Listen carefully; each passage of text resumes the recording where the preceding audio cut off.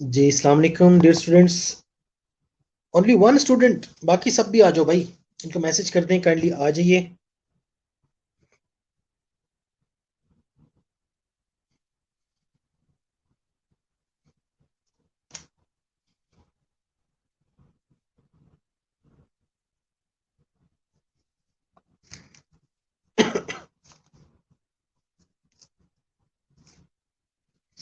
जी students, आवाज आ रही है?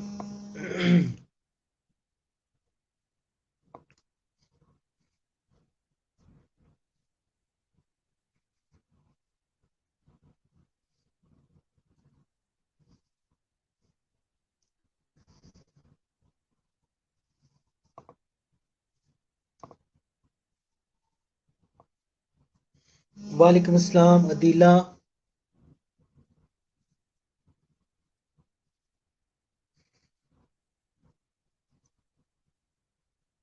ओके ओके ओके ओके, ठीक है। अदीला, अगर आपके पास जो मैंने बुक दूसरी वाली बताई है नई, अगर आपके पास वो मौजूद है।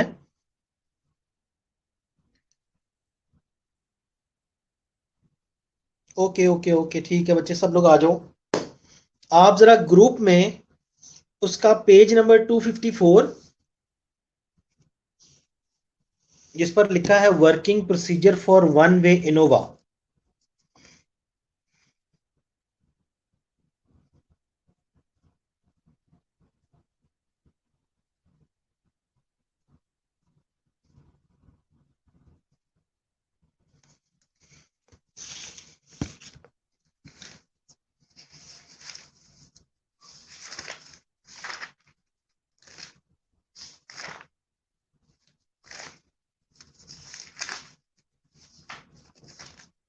हम्म। जी जी, वालेकुम अस्सलाम बच्चों।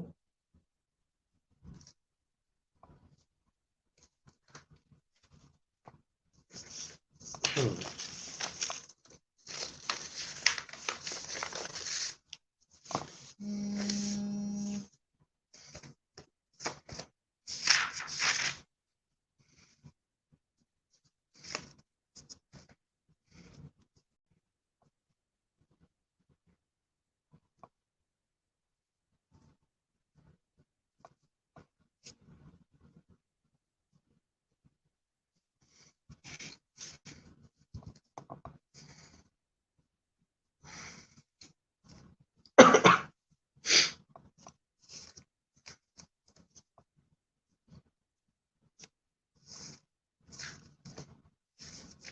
आवाज आ रही है या नहीं आ रही, काइंडली बता दीजिए। आवाज आ रही है? दो तीन लोग बताएंगे तो जरा गवाही हो जाएगी।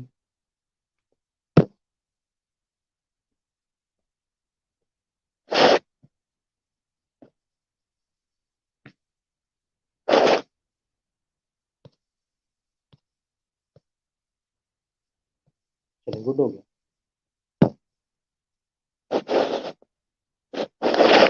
हाँ जी, रिफ्रेश कर लो, आवाज आ जाएगी।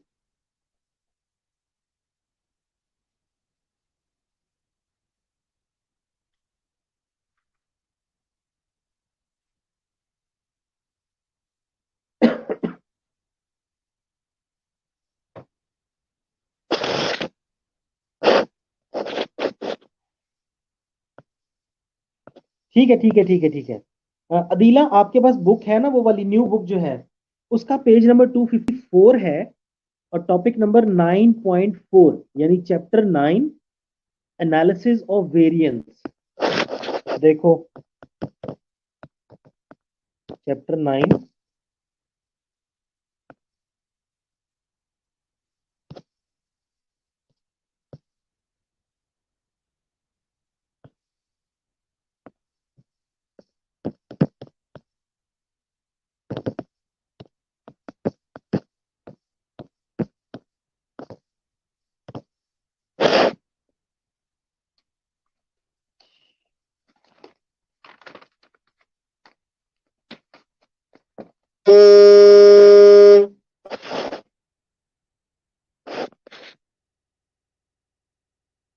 Yes, I'm fine. A1.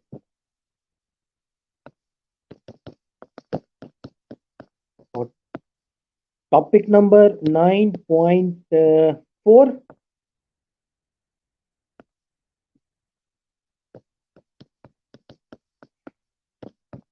Working procedure of one way ANOVA.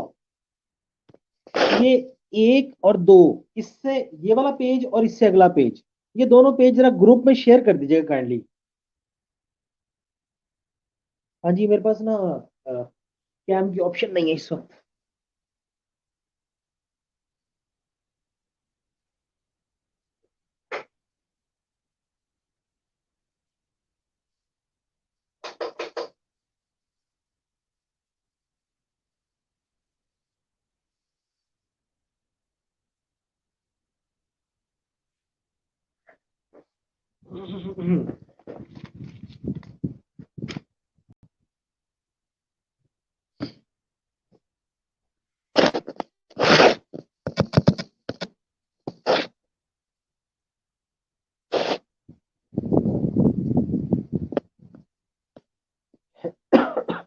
नहीं, ओल्ड बुक में एनोवा का क्वेश्चन कोई नहीं है, उसमें एक ही क्वेश्चन है और वो बहुत अजीब आसान सा ही है, उसको छोड़ दो।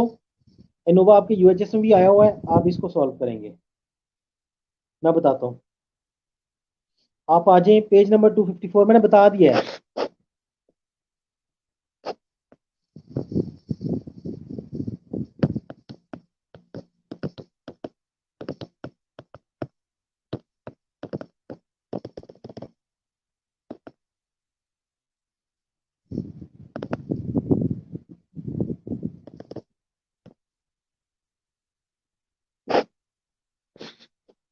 ठीक है, ग्रुप में अदीला इसको शेयर कर दो काइंडली।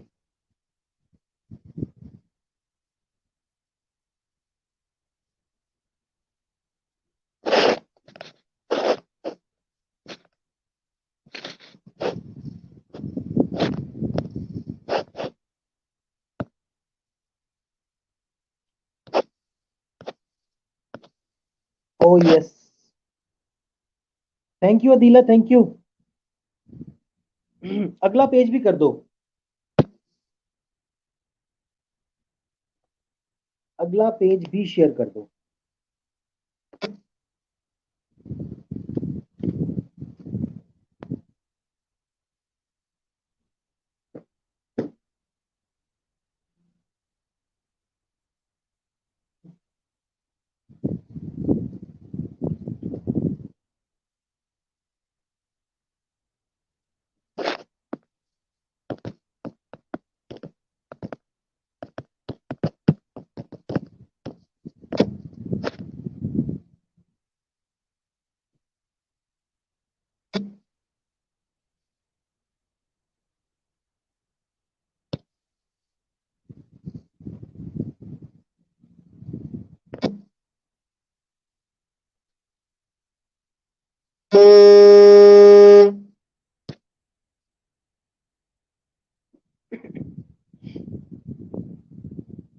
खदीजा, ये एक और बुक है, उसमें से क्वेश्चन ले रहे हैं, जो जो हमें चाहिए होंगे आपको पेजेस मिल जाएंगे इसके, ठीक है।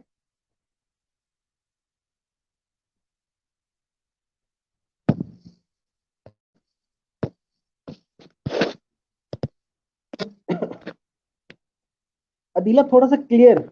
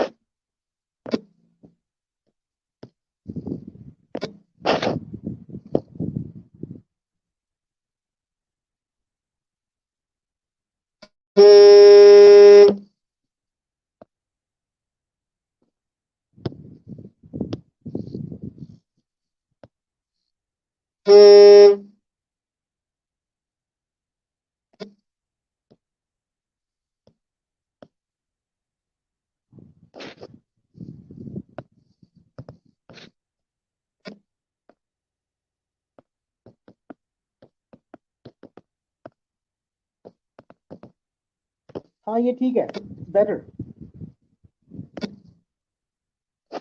चलो जी, अब आ जाओ, अब आ जाओ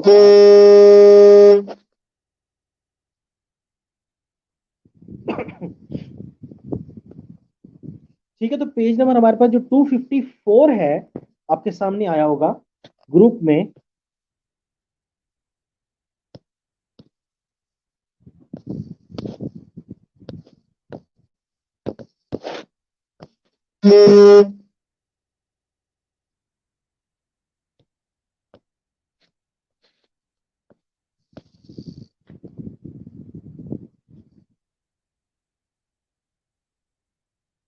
चलो,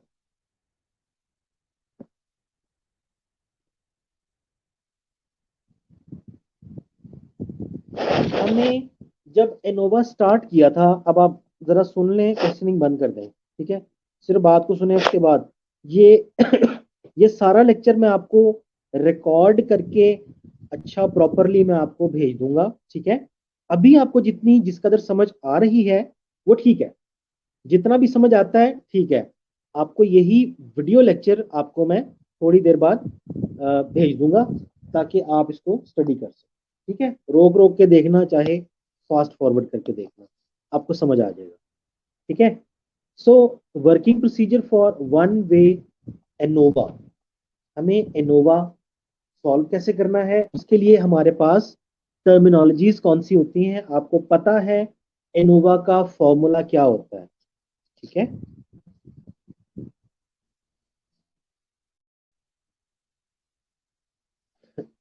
आवाज आ रही है? एक दफा बता दो, आवाज आ रही है?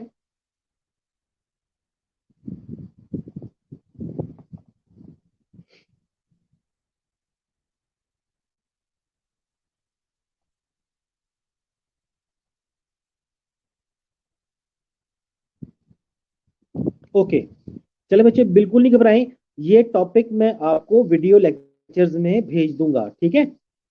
सो बी हैप्पी, इंशाल्लाह ताला सारा कुछ मैं भेज दूंगा आपको वीडियो लेक्चर्स में, आप इसको देख लीजिएगा, टॉपिक वाइज मैं आपको सेंड कर दूंगा। देखो, working procedure for one way ANOVA क्या कहता है। नंबर ए पॉइंट, सबसे पहले हमने क्या करना होता है, set up the null hypothesis. हमें जिस तरह हम स्टूडेंट टी टेस्ट में करते थे कि हम एक नल हाइपोथेसिस देख लेते थे, ठीक है, हम नल हाइपोथेसिस देख लेते, और अगर हमारी वैल्यू उस वैल्यू से बड़ी होती तो नल हाइपोथेसिस को रिजेक्ट कर देते थे और ऑल्टरनेट पे जाते थे। तो पहली बात ये कि आप सेटअप कर लें कि आपने, आपका नल हाइपोथेसिस क्या है, either you want to reject और एक्सेप्ट, आपने सेट क्या करना है। नंबर बी पॉइंट, उसके बाद आप कैलकुलेशन पे आएंगे। पहला काम, सबसे पहला काम कि आपने नल हाइपोथेसिस सेट कर लें, ठीक हो गया जी। ये सिर्फ एक स्टेप था। Number B, calculation. देखो, कैलकुलेशन में क्या है, पहला step, calculate correction factor, C F. अभी बात करते हैं इसके ऊपर। सी एफ का फॉर्मूला बिल्कुल सामने लिखा हुआ है, वीडियो छोड़ें आप, गुलाला वीडियो को छोड़ दें। आपको बुक शेयर की है उसके ऊपर व्हाट्सएप पे, ठीक है, व्हाट्सएप ग्रुप में आपको बुक शेयर की है, तो वहां पे आप देख लीजिए कि हम क्या बात कर रहे हैं।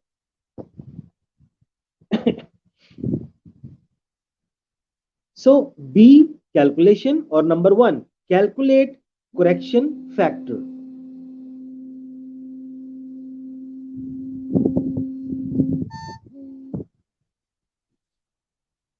सीएफ का फॉर्मूला क्या लिखा हुआ है, इट्स नॉट कम्युलेटिव फ्रीक्वेंसी, ठीक है। देखो बच्चे, इसका फॉर्मूला क्या है, x1, x2, x3, जितनी भी वैल्यूज है उन सब को जमा करके उन सब का होल स्क्वायर, ठीक है, उन सब का होल स्क्वायर लेना है, और देन आपने नंबर ऑफ वैल्यूज पे डिवाइड कर देना है, तो आपके पास सी एफ की वैल्यू आ जाती है। ये सारा भी हम साथ साथ करेंगे, आपको समझ में आ जाएगा, ठीक है। तो पहला step calculate correction factor. Number second step calculate total variation. ये ना टोटल वेरिएशन को बोलते हैं, ये एसएस लिखा है, it's total sum of square. आप लिख लें इन एब्रीविएशंस को, ठीक है। पहला क्या था, करेक्शन फैक्टर। दूसरा है टोटल वेरिएशन, यानी कि टोटल सम ऑफ स्क्वायर्स। जारी बात है, सम ऑफ स्क्वायर्स का मतलब ये हुआ कि T S S equals to X का जो स्क्वायर होगा, यानी जो एक्स की वैल्यू है पहली वैल्यू उसका स्क्वायर, जमा x2 उसका स्क्वायर, x3 उसका स्क्वायर, सबको जमा करेंगे और माइनस कर देंगे सी एफ में से। थोड़ा सा टेक्निकल है, लेकिन आपको जब वीडियो में भेजूंगा आपको ये थोड़ा सा आसान लगेगा मजीद, ठीक है। इसीलिए पढ़ा रहा हूं कि आप जितना समझ आ रहा है अभी कर लो, बाकी मैं आपको इसकी वीडियो जरूर भेजता हूँ। मुझे मालूम है कि ये बिल्कुल लाइव पढ़ाने वाला टॉपिक है, बट अब क्या करें, ठीक है बच्चों। तो ट्रीटमेंट इसकी क्या करनी है हमने, treatment treated sum of squares. तो treatment 1 over n1, treatment 2 over n2। एक काम करते हैं, इसको सॉल्व करना शुरू करते हैं। लेवल ऑफ सिग्निफिकेंस भी देख लेते हैं कि क्या होता है, उसके बाद test of significance F ratio भी निकालते हैं और फिर आगे चलते हैं। देखो बच्चों, अब आप आ जाएं इसके सॉल्यूशन की तरफ। हमें क्वेश्चन में दिया हुआ है, आप एग्जांपल की तरफ आ जाएं। अब the haemoglobin level of 3 groups of children, ठीक है। हमने एच बी लेवल लिया है 3 ग्रुप्स का, 3 बच्चों के ग्रुप्स का, फिर 3 diets are given. Test whether the means of these 3 groups differ significantly. क्या इनका मीन आपस में सिग्निफिकेंटली डिफर करता है, ठीक है। क्या इनका मीन आपस में सिग्निफिकेंटली डिफर करता है। अच्छा, एक क्वेश्चन मैंने आपको ऑलरेडी इसका करवाया था, याद होगा आपको।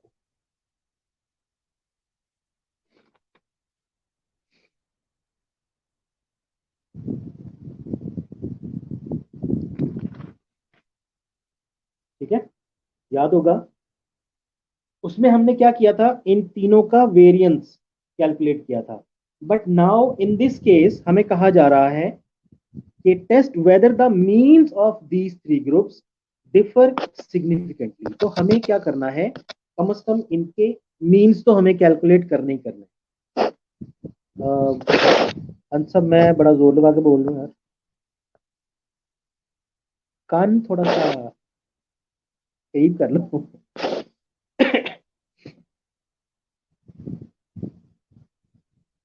अच्छा देखिए, एक बात मैं इसको लगाता हूँ, अब मुझे बताना आवाज कुछ बेहतर हुई।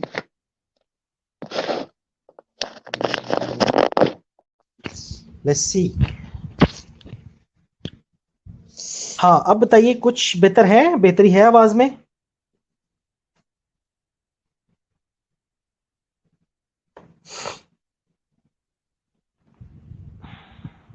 या पहले से भी गई?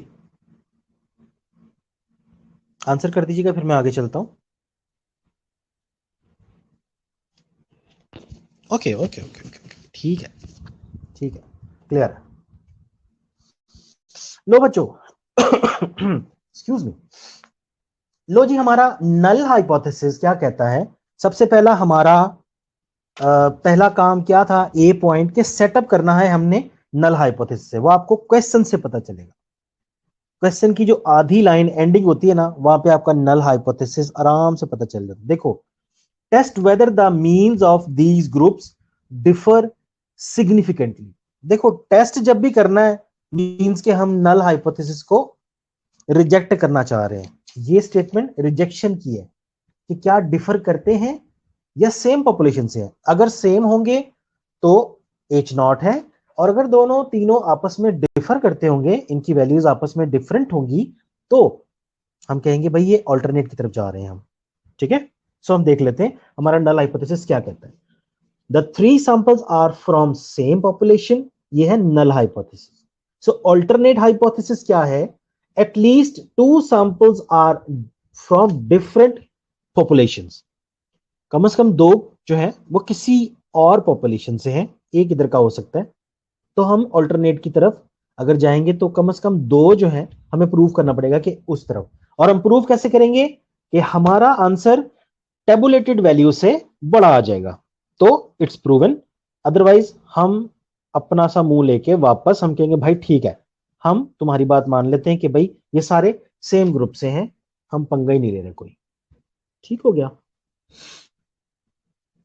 आगे है टेस्ट ऑफ स्टैटिस्टिक।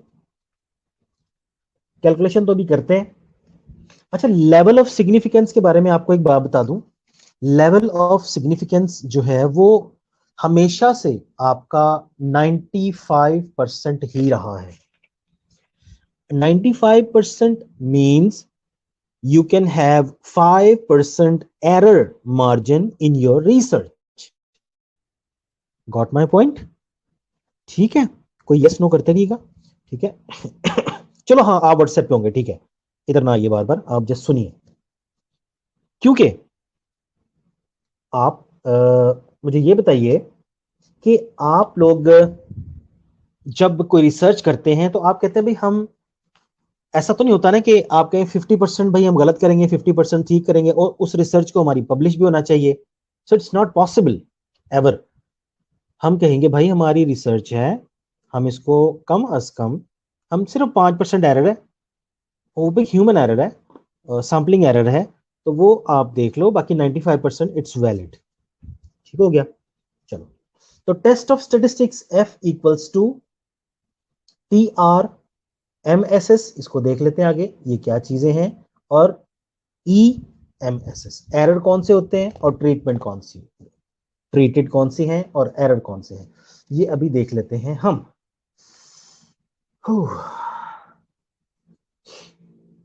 चलो जी, क्रिटिकल रीजन क्या होता है? क्रिटिकल रीजन वो रीजन अगर हमारी वैल्यू क्रिटिकल रीजन से बड़ी आ जाएगी तो हम नल हाइपोथेसिस को रिजेक्ट करेंगे। अगर इस लेक्चर की आपको 10% भी समझ आ गई ना, तो आपको वीडियो लेक्चर बड़ा ही आराम से समझ आएगा। ठीक है, वीडियो इसकी मेरे ख्याल से बनी हुई है, मैंने शेयर की थी किसी को, तो आपको इजीली मैं आपको सेंड कर दूंगा। Critical region reject null hypothesis if F ratio is greater than 3.32। So हमारा CR यानी कि क्रिटिकल रीजन क्या है? 3.32। ये ऑलरेडी आपको UHS के एग्जाम में गिवन होगा। Got my point? ये आपको ऑलरेडी गिवन होगा, तो इसलिए इसके बारे में don't need to worry about it. चलो भाई, कंपटीशन पे आ जाते हैं। कंपटीशन में आपको बताया सबसे पहला हमारा काम क्या था, हमने CF कैलकुलेट करना है। अगर आप पिछले पेज पे एक मरतबा जाएं तो CF के लिए हमें क्या करना था, X की तमाम वैल्यूज को जमा करना है और ये तमाम जो आपके ग्रुप्स हैं तीनों, कितने कितने हैं? ये 33 बनते हैं। आप गिनके देख लीजिएगा, ये सैंपल बराबर नहीं है तीनों ग्रुप में, ठीक है, ये तीनों ग्रुप्स के बराबर नहीं है, बट इनको टोटल को हम जो अगर इसका n गिनेंगे, हम अगर इसका n गिनेंगे तो वो 33 बनता है। अब आ जाओ कंप्यूटेशन पे, पेज नंबर 255 पे, यानी कि हम पहुंच गए सेकंड पेज पे। शाबाश, और साथ साथ चलोगे समझ आ जाएगी। हम आगे कंप्यूटेशन पे, तो पहला स्टेप क्या था, CF यानी कि कैलकुलेट करेक्शन फैक्टर। हमने करेक्शन फैक्टर निकालना है। उसका एक तरीका हमने डिसाइड किया था कि भाई जितनी भी x की वैल्यू है सबको डिवाइड करेंगे, उनका स्क्वायर लेंगे और हम n पर यानी कि नंबर ऑफ वैल्यूज पे डिवाइड कर देंगे, नंबर ऑफ ऑब्जर्वेशंस पे डिवाइड कर देंगे। सो हमने यही किया कि 11.6 से शुरू होकर आपने देखा कि ब्रैकेट में 11.6 प्लस 10.3 और आखिरी वैल्यू इसकी क्या दी हुई है, 10.7, बीच में डॉट डॉट डॉट डॉट है। अब वो सारी वैल्यूज 33 की 33 यहां नहीं लिखना चाहते थे, उन्होंने क्या किया, इन सब वैल्यूज को यहां पर जमा करवा दिया और उनका ले लिया स्क्वायर। जब जब इन सबका जमा किया तो वो आ गया 337.6। जब हमने इन तमाम 33 वैल्यूज को जमा किया तो वो 337.6 6 आ गया। तो पहला स्टेप जो CF था, इसको 33 पे डिवाइड कर दो, हमारी CF की वैल्यू निकल आएगी। ठीक है, इट्स वेरी इंपॉर्टेंट CF की वैल्यू निकालना। इसको 33 पे उसका जब स्क्वायर लिया और 33 पर डिवाइड कर दिया, हमारे पास आ गया 3453। Got my point? 3453। अब ये CF की वैल्यू को जस्ट आपने बॉक्स कर लेना है और आपको ये याद रहनी चाहिए कि हमने इसके साथ किया क्या। Got it? एक मिनट जरा पानी पी लूंगा।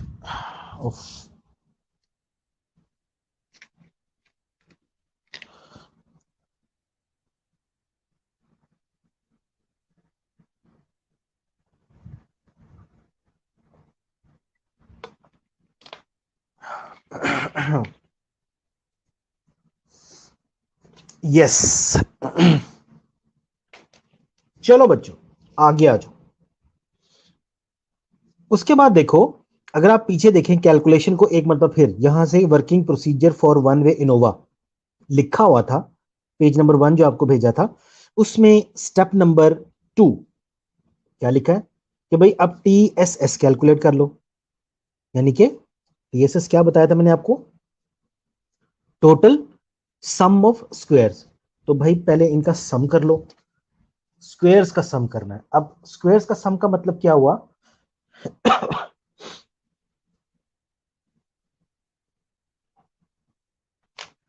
11.6 इसका स्क्वायर, 10.3 इसका स्क्वायर। पहले सबको हमने सिंपल जमा किया था और उसके बाद स्क्वायर लिया था। समझ रहे बात को? पहले हमने सिंपल जमा किया था, उसके बाद हमने इनको डिवाइड कर लिया था n पे। बट अब क्या है, आपको इनके सम ऑफ स्क्वायर्स को जमा करना है। थोड़ा सा लेंथी सवाल है, थोड़ा नहीं बहुत लेंथी सवाल है, अल्लाह करे ना ही आए। बहरहाल इसके आने के चांसेस मैं आपको बता दूं बहुत ही फीबल है, बहुत रेयर है। और पेपर इंशाल्लाह ताला आपको बड़ा, चले छोड़े। ओके। चलो बच्चों क्या करें, जमा कर लो। 11.6 ये पहली वैल्यू है, इसका स्क्वायर ले लिया, सबका स्क्वायर ले लिया और इन सबको आपने कर लिया जमा। इन सबको जमा किया और आपने माइनस किया CF में से, तो आपके पास क्या आया? 3516.32 माइनस 3453, जो हमने ऊपर CF माइनस किया था, तो हमारे पास TSS की वैल्यू क्या आ गई? 62.57। हमारे पास इनकी वैल्यू क्या आ गई? 62.57। एक मरतबा फ्लैशबैक, फिर से आगे नहीं जा रहा। पहला स्टेप क्या? भाई नल हाइपोथेसिस देख लो। क्वेश्चन में नल हाइपोथेसिस क्या, यानी हमें जो करने के लिए कहा जा रहा है वो हमें अल्टरनेट की तरफ ले जा रहा है कि भाई ये करके दिखाओ। यानी तुम रिसर्च करना चाह रहे हो, ये करके दिखाओ। और अगर हमसे ना हो पाया तो नल हाइपोथेसिस को मान लो, अगर हम क्वेश्चन को कर पाए तो हम अल्टरनेट की तरफ जाएंगे। ठीक है, पहली बात तो हम नल हाइपोथेसिस हमने डिसाइड कर लिया, अल्टरनेट भी कर लिया, लेवल ऑफ सिग्निफिकेंस में पता चल गया, टेस्ट ऑफ स्टेटिस्टिक का फॉर्मूला भी पता है, F इक्वल्स टू ट्रेटेड और एरर, इसकी बात करते हैं अभी बाद में। F रेशो आपको पता है, टेबुलेटेड वैल्यू होती है और ये ऑलरेडी गिवन होती है आपके क्वेश्चन पेपर पर। Got it? जी नहीं आएगा? अच्छा अच्छा अच्छा अच्छा, इन्ना लीला पढ़ लो इसके ऊपर, फिर नहीं आएगा। थोड़ा लेंथी है, जब इसको इसी क्वेश्चन को एक मरतबा खुद से करोगे ना, इसी क्वेश्चन को एक बार करोगे अपने हाथ से, ये आपको आसान लगेगा। ठीक है, सिर्फ समझने की बात है, आप समझ लो सिर्फ इसको, आप इसको खुद से करके देखना, ये बड़ा मजे का है। आगे देखो, आगे आगे हम total sum of squares TSS, हमने इसको निकाल लिया तो हमारे पास TSS की वैल्यू आ गई 62.57। अब ट्रीटमेंट की क्या की थी वैल्यू हमने? ट्रीटमेंट की वैल्यू थी TRSS इक्वल्स टू, हमने सबको डिवाइड किया था और माइनस हमने किया था माइनस CF से। Got it?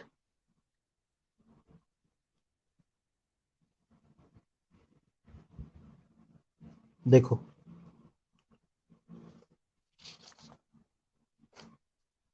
ये देखो 124, क्योंकि ये सबके नीचे देखे टोटल्स हैं 124, और कितने क्लासेस हैं ये 11, डिवाइड बाई 11 कर दिया, उसका स्क्वायर लेके डिवाइड बाई 11 प्लस 107, इसका टोटल यहाँ पे पिछले पेज पे दिया हुआ है 107.5, और उसको डिवाइड कर लिया हमने उसकी नंबर वैल्यू से 12, तो ये टोटल होगी 33। और सी एफ की वैल्यू हमें ऑलरेडी गिवन है, तो हमने माइनस करके देख ली, तो हमारे पास आंसर आ जाता है 32.81। करके देख लीजिएगा, यहां शायद इसकी कैलकुलेशन नहीं हुई, कर लीजिएगा। फिर से आ जाओ ईएसएस पे। ईएसएस आखिरी फॉर्मूला,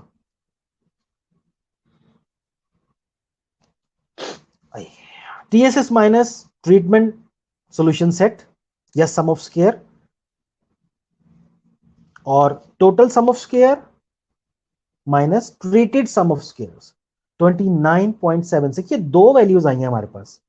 एक हमारे पास ट्रीटमेंट आती है सोर्स ऑफ वेरिएशन में, देखो आपने एसएस देखा है ऊपर, अब अभी नीचे टेबल बना हुआ, ये टेबल इसी तरह से बनता है। ट्रीटमेंट में क्या 32.81, ठीक है 32.81, और एरर में क्या 29.76, ये हमने नीचे अभी अभी कैलकुलेट किया। दोनों को हमने अगर जमा भी कर लिया तो ये नीचे आप देख लें 62.57 ही आएगा। Degree of freedom, degree of freedom 3 classes थी, आपको पता है टोटल n में से कॉलम कितने हैं, टोटल 3,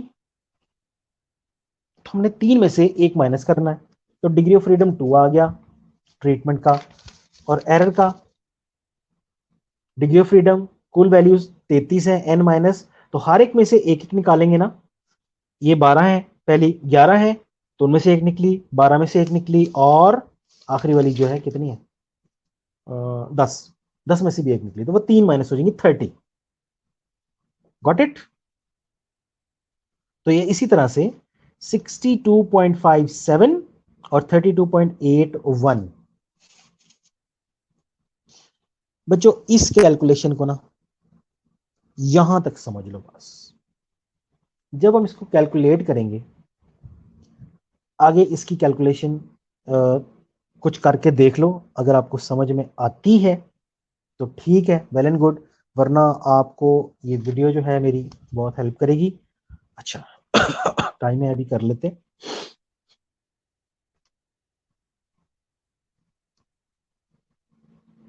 चलो बच्चों, चलो 32.81 डिवाइडेड बाय आपकी जो 2 है डिग्री ऑफ फ्रीडम, 32.81 को 2 पर डिवाइड करेंगे तो हमारे पास MSS,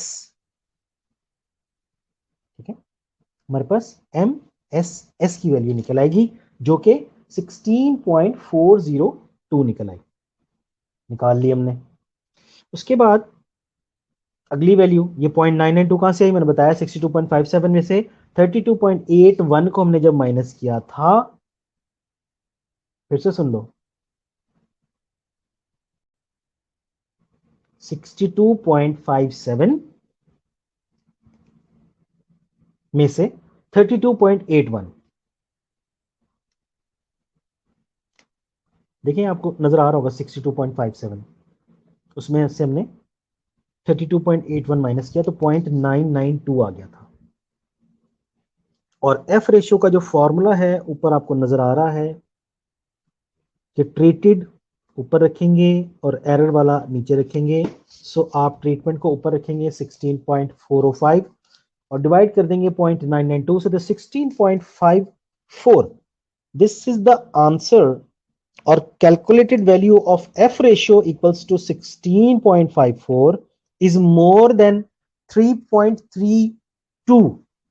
So we reject our null hypothesis and conclude that all three groups are not from same population.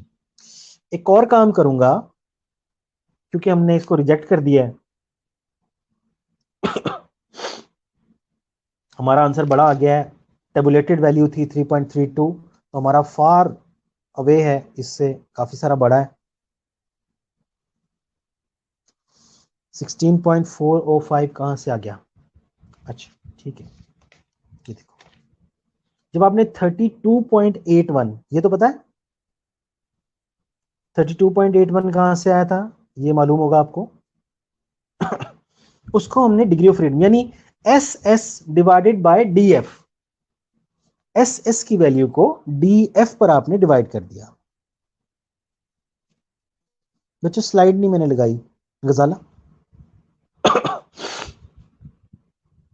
ठीक है। तो एस एस की वैल्यू को उस पर डिवाइड कर दिया। इसी तरह से ये एरर वाली भी 29.76 को इस पे 30 पे कर दिया। हमने डिग्री ऑफ फ्रीडम पे करना है, 33 पे नहीं करना। वर्बल नहीं, व्हाट्सएप पे है। अच्छा, व्हाट्सएप पे ना इसका मैंने शेयर कर रखा है, अदीला ने किया है।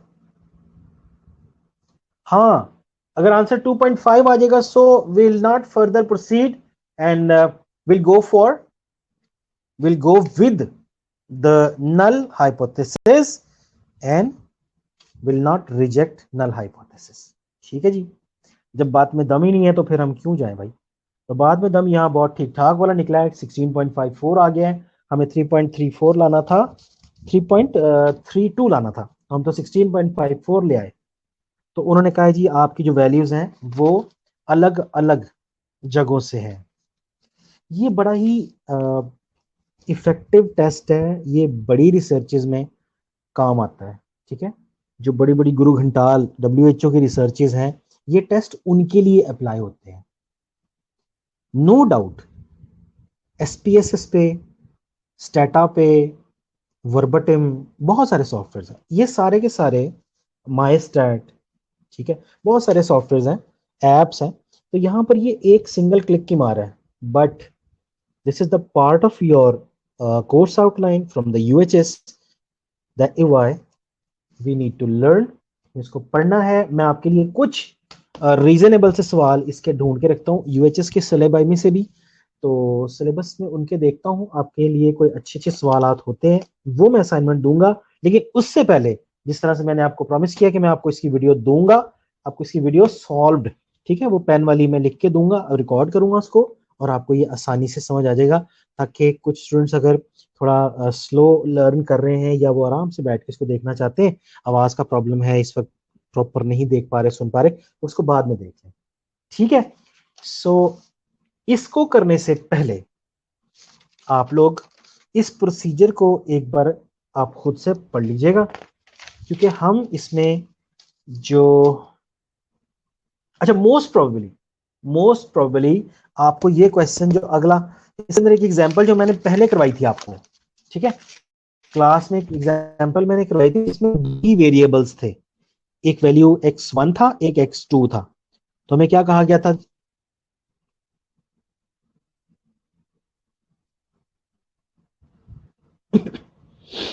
अच्छा क्वेश्चन में से समझ नहीं आती, ठीक है, मैं इसका फॉर्मूला बता देता हूं आपको।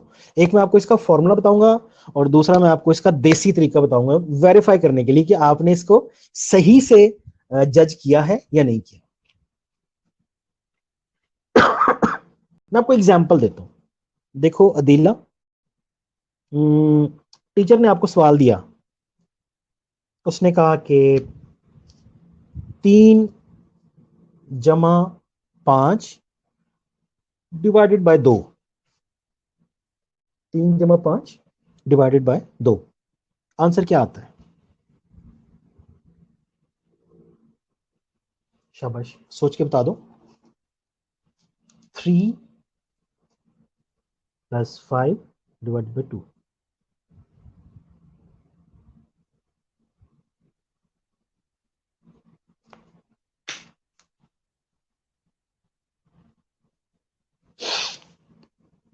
इसका आंसर आता है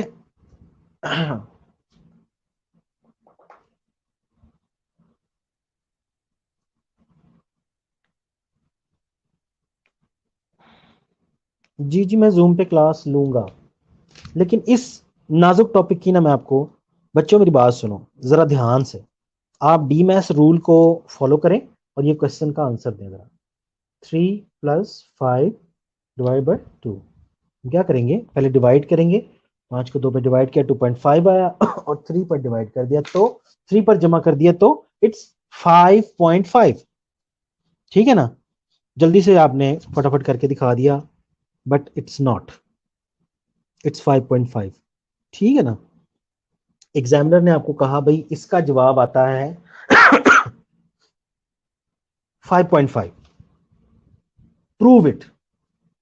तो अगर तो आप इसको प्रूव कर देते हो, ठीक है, तो आप क्या करोगे, नल हाइपोथेसिस को रिजेक्ट कर रहे हो। यहां पे आप नल हाइपोथेसिस को रिजेक्ट कर रहे हो, यानी एग्जामिनर ने आपसे जो मांगा है वो आपका ऑल्टरनेट हाइपोथेसिस है। सिंपल फॉर्मूला, सिंपल पहचान कि जो एग्जामिनर आपसे मांग रहा है जो नेचर के बरक्स है वो क्या है, वो ऑल्टरनेट है। बट जो नेचुरली चीज अवेलेबल है, जो नेचुरली यहां पर मौजूद है, वो क्या है, वो एच नॉट है। ठीक है, वो नल हाइपोथेसिस है। वो सारा का सारा हम एज इट इज एक्सेप्ट कर लेते हैं।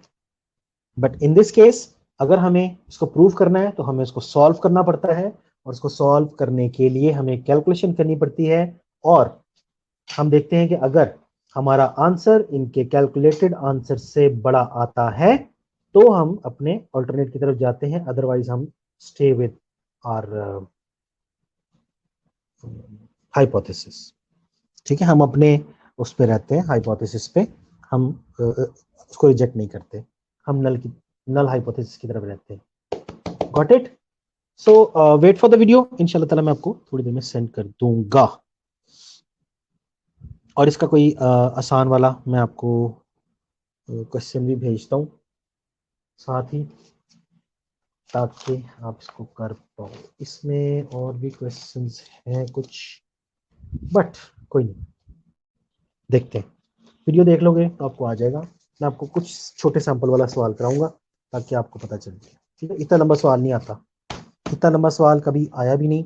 और ये सवाल पिछले 10 साल में एक मर्तबा आया सिर्फ। ठीक है, तो कोरोना की वजह से किसी एग्जामिनर ने डाल ना दिया हो, ठीक है, कोविड के हाथों मजबूर होके कि तंग करो। बहरहाल, तो हम इसको क्या करेंगे, हम इसको प्रिपेयर कर लेंगे।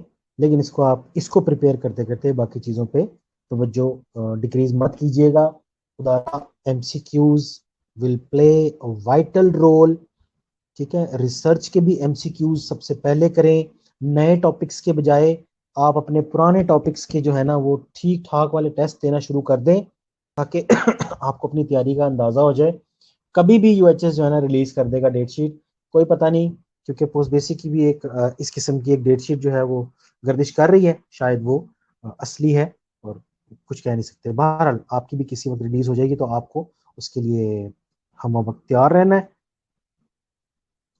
ठीक हो गया जी, अटेंडेंस सेंड कर दीजिएगा, मुझे व्हाट्सएप पे कर देंगे। Thank you very much for your time.